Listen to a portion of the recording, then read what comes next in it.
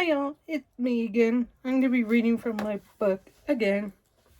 And I'm sorry it's been taking me so long to upload. I just been busy. I just been busy this last week with hanging out with my boyfriend and family and the New Year's and whatnot. So yeah. Oh, by the way, Happy New Year! Yeah. Immigrants in Industrial America.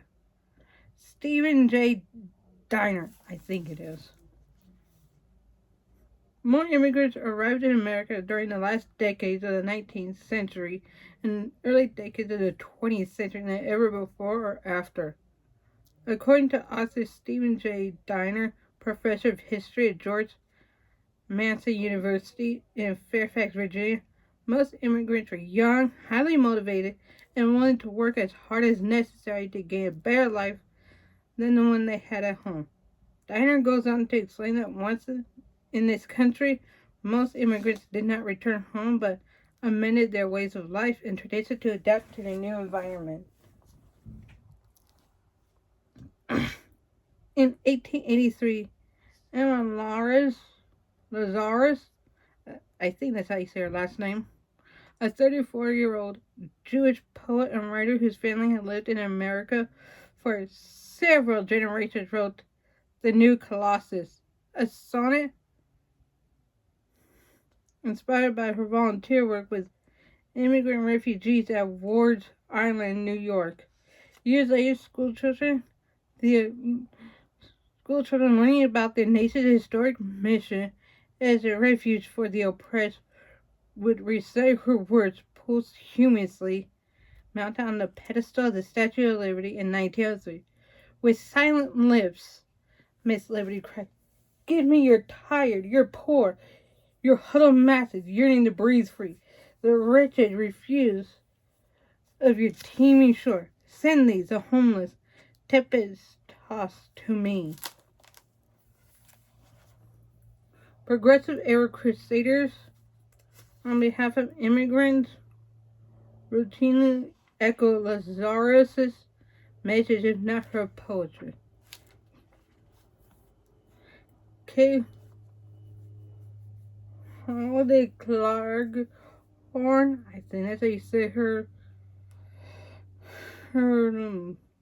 middle and last name, a professor at the New York School of Social Work, wrote of the immigrants' sheer helplessness. Reformed journalist Robert Hunter detailed the suffering of newcomers drawn from the miserable of every nation. A powerful metaphor indeed, but not accurate. Most of the immigrants who came to America between 1890 and World War I saw economic opportunity more than personal liberty. Many intended to return home once they earned some money. Most immigrants, although poor, did not come from the poorest of the poor, and few lacked homes. Immigration cost money, a carefully calculated investment, enabling the sojourners to earn in America the funds needed to increase their modest land holdings and possessions back home. They could hardly be described as tired. Young, ambitious, and accustomed to hard work, immigrants acted boldly and deliberately to gain control over their lives.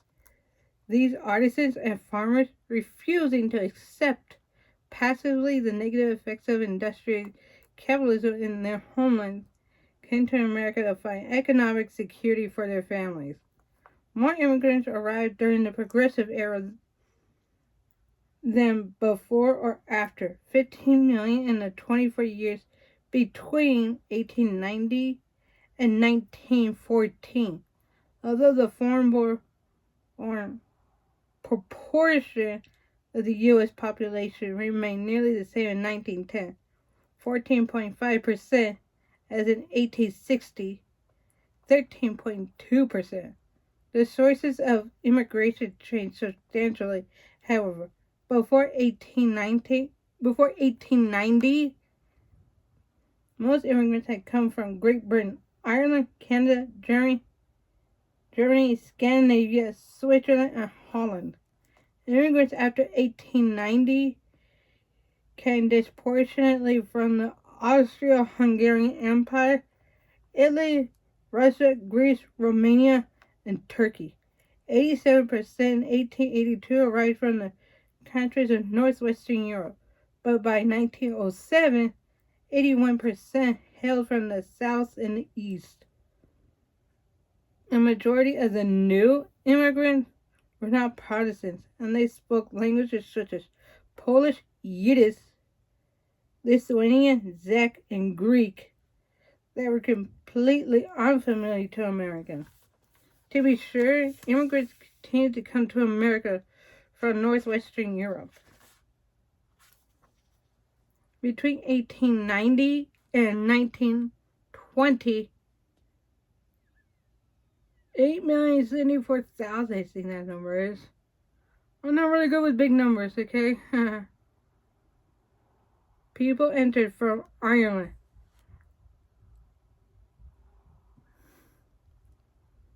9,091 from Germany.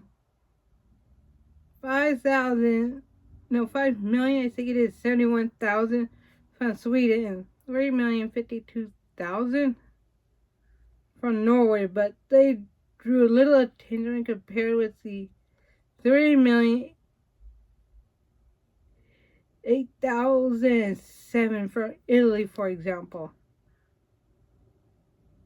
Please tell me if I said those numbers wrong or not, because I don't know big numbers. With my autism, I'm not really all that smart with numbers. Sorry. Substantial numbers also came from outside Europe, particularly from French and English Canada, Japan, until excluded by diplomatic agreement in 1906, Mexico and Syria.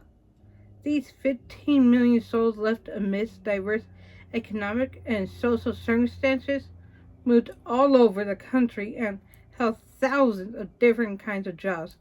Yet they share certain goals. Like all workers, they struggle for the economic security of their families, whether back home or in America. They also demand autonomy over their family lives, their communities, and their culture, selectively taking elements from the old world and the new.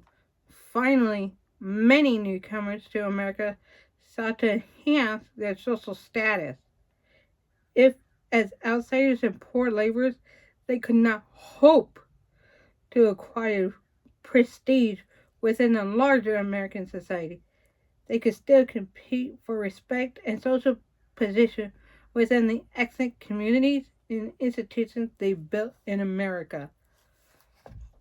Please rate, comment, and subscribe down below. And if you're on TikTok, please like and follow. Okay, bye.